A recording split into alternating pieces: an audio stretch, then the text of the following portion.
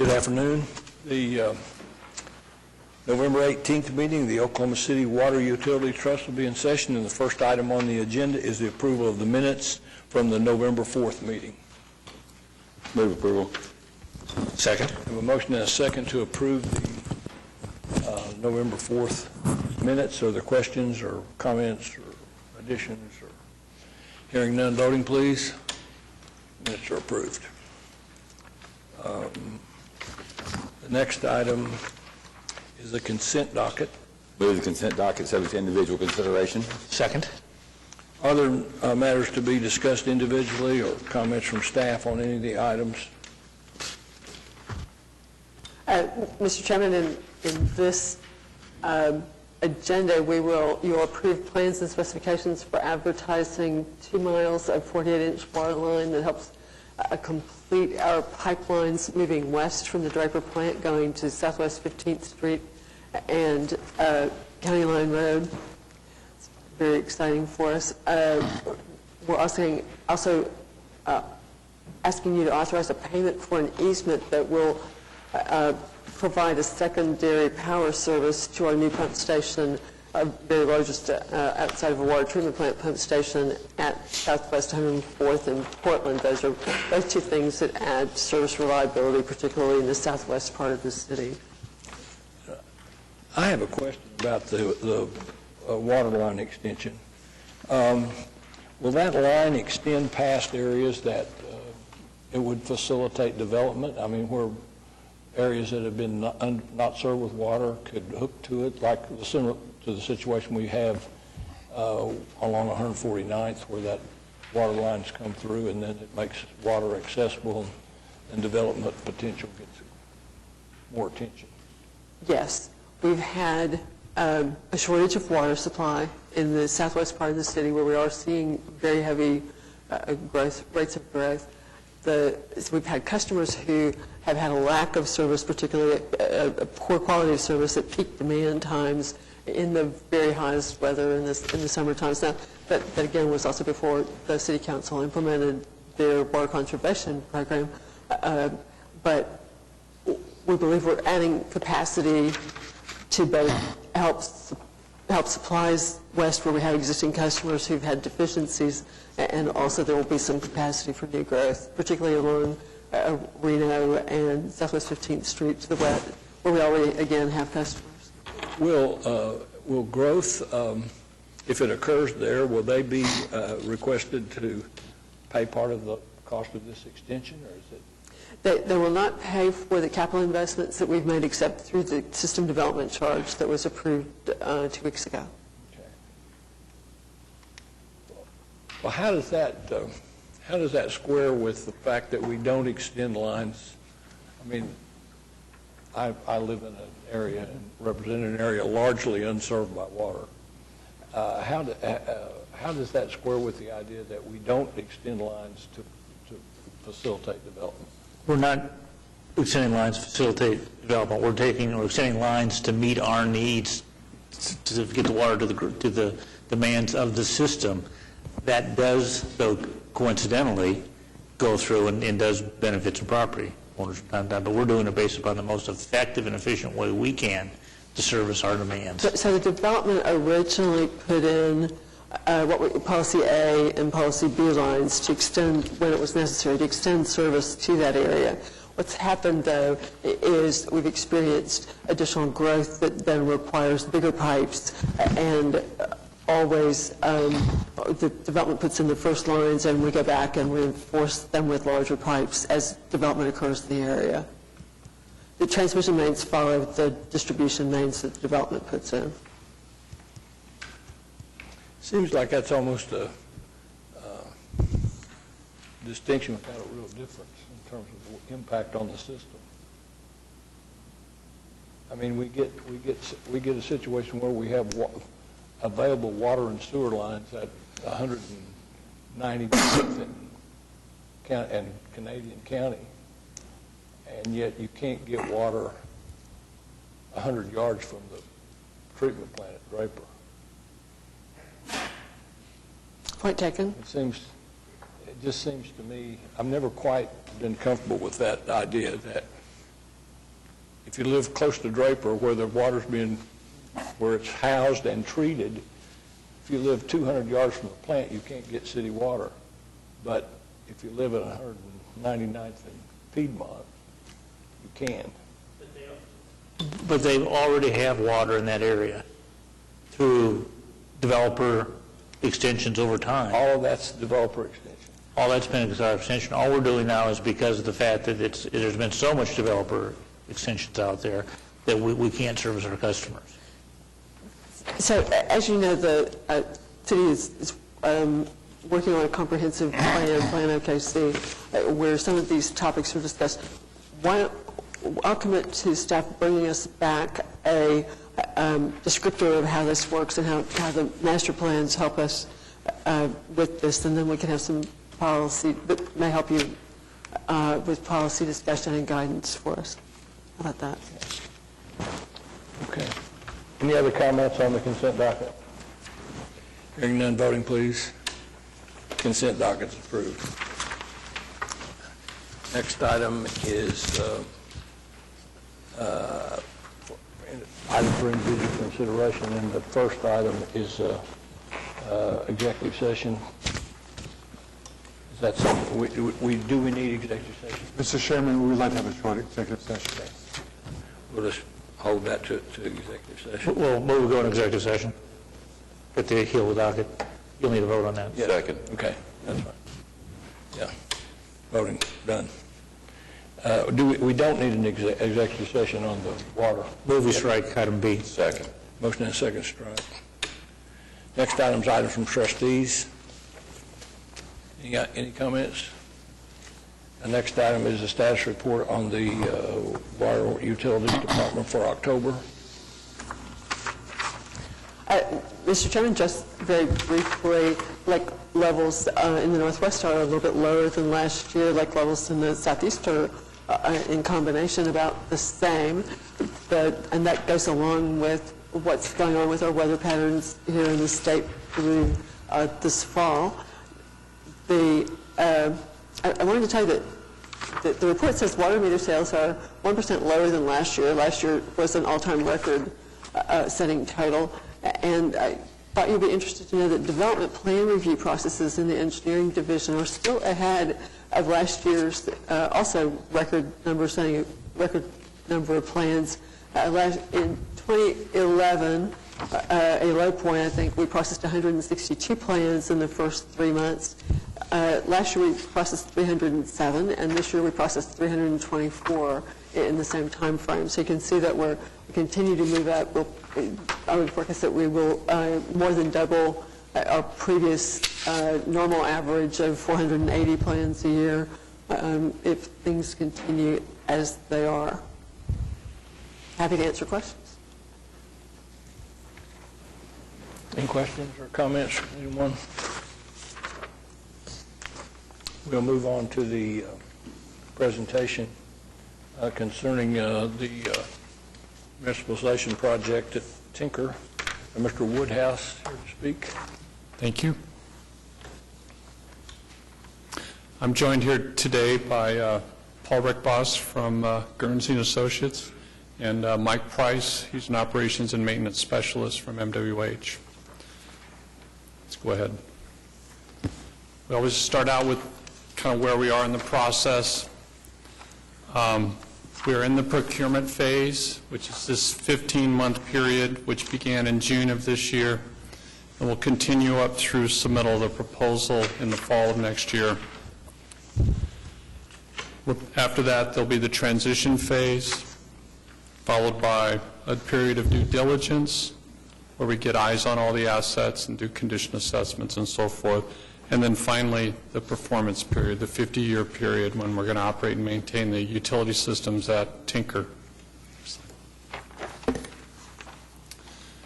This presentation today represents the third in a series of 5 trust project updates. The topic today is operations and maintenance.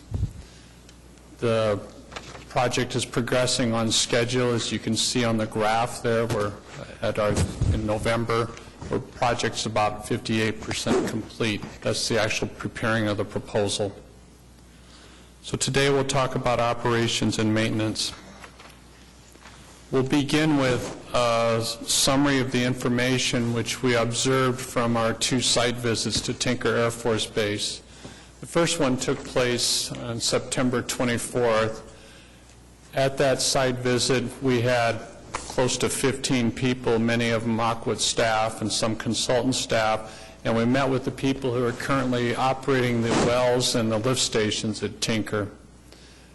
We talked with them, and they indicated they have 16 people currently working to operate the 23 wells, and believe it or not, there's 50 lift stations out there that they have to visit every day.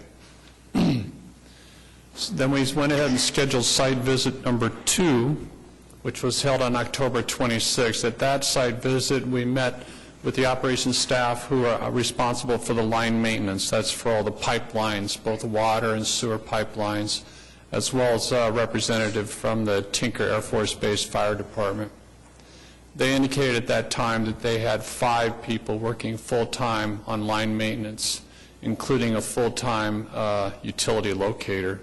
So the sum of the two, the 16 for the wells and lift stations plus the 5 for line maintenance, what they've told us is that they have 21 full-time people operating the system there.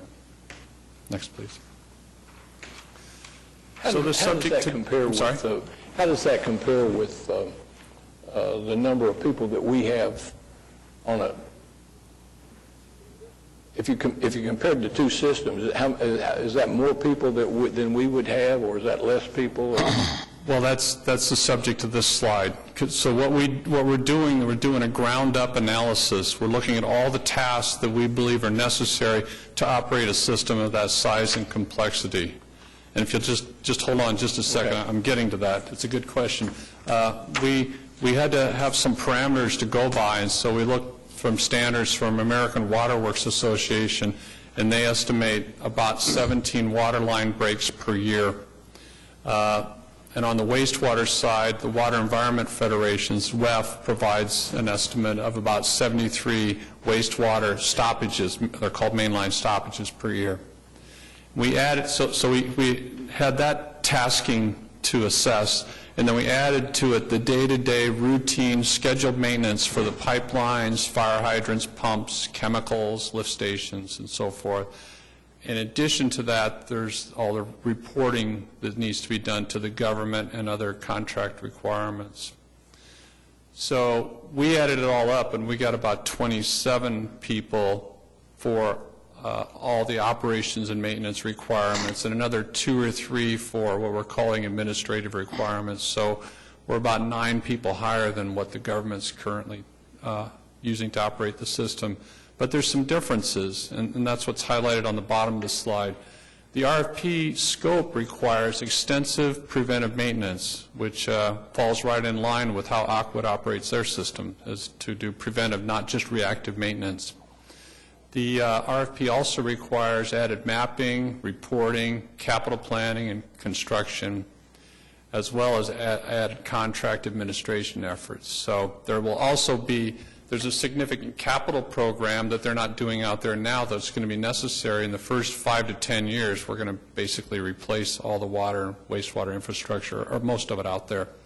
So there'll be consultant support during that period to administer contracts, hire local engineering consultants to actually do the designs, and then the contracting community is going to be doing all the construction. So that kind of provides an explanation maybe about why their staffing is different than what we estimated. Next slide, please. This chart highlights all the players that are going to be involved in making this project a success. And I color-coded it. The top 3 boxes there, those are government representatives. And you can see right at the top is the contracting officer, and they're the ones that decide and make all the decisions on contract scope and pricing and approval of change orders and so forth. Many times they're located in Washington, D.C. Then there'll be a representative, a contracting officer representative who will be at Tinker Air Force Base. They'll manage the contract day to day, but the key decisions on scoping and pricing will have to go to the contracting officer.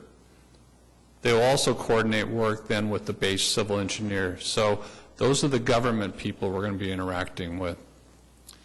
Next shown is the Aqua staff, the utilities department, shown on the left there, the engineering manager, and he'll coordinate with the site manager, who will have working for him 2 assistant site managers, one focused on operations and maintenance and one on capital.